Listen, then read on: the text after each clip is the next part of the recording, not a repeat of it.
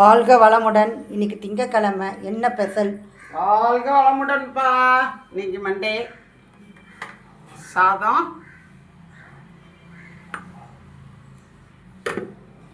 அதுக்கப்புறம் வெங்காய சாம்பார்ப்பா. வெங்காய சாம்பார், அதுக்கப்புறம் சேப்பங்கிழங்கு பொரியல், அதுக்கப்புறம் குடமிளகா கூட்டு, மாங்காய் துவையல்ப்பா.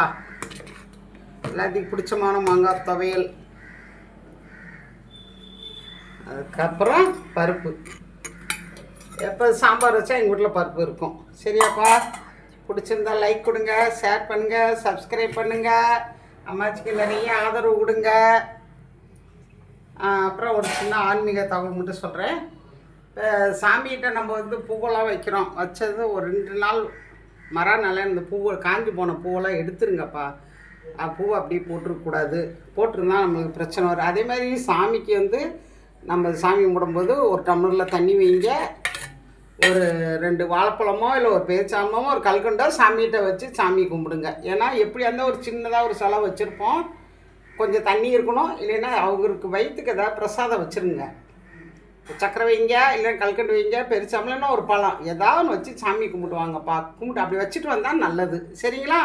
பிடிச்சிருந்தா லைக் கொடுங்க, ஷேர் பண்ணுங்கள், சப்ஸ்கிரைப் பண்ணுங்கள். வாழ்க வளமுடன்.